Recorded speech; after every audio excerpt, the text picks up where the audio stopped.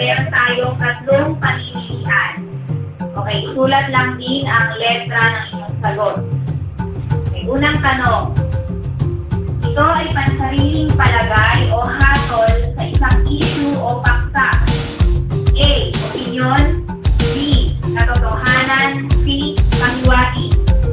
Ito ay pansariling palagay o hatol sa isang issue o paksa. Mga kababayan ko, dapat lang malaman nyo, bilib ako sa kulay ko, ako ay Pilipino. Kung maitim o may puti, meron naman kayo manggi. Isipin mo na kaya mong abutin ang iyong Ano ang tawag sa mga tao? dapat magsumikap at nang tayo di maghirap ang trabaho mo. Pagbutihin mo dahil pag gusto mo ay kaya mo. Kung kaya mo ay kaya niya at kaya nating dalawa.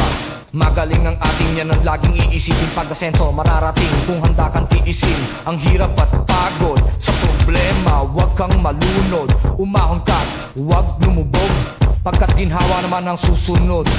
Iwasan mo ang inggit, ang sa iba'y ibig mong makamit. Online tagit talino Dapat nga ng ika'y matuwa sa napala ng iyong kapatid.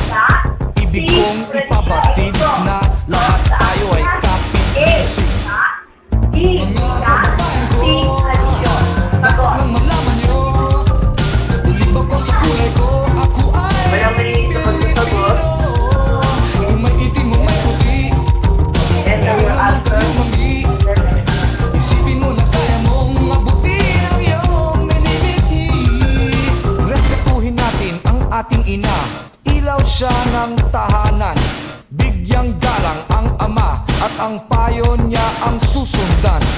At sa magkakapatid, kailangan ay magmahalan.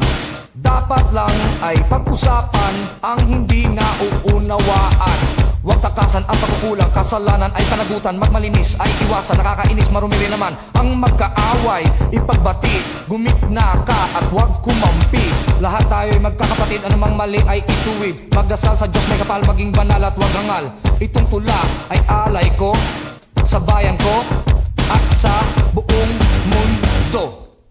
Mga kababayan ko, dapat lang malaman nyo, bilib ako sa kulay ko, ako ay Ano ang tawag sa mga tao kung ng may itim o Pilipinas? maputi, Ano ang tawag sa mga tao na tinilangan sa isipin mo Pilipinas? na kaya mong abutin ang iyong minibiti.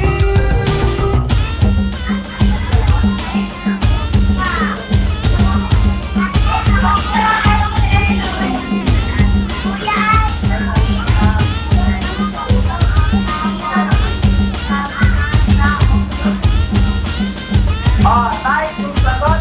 Eh?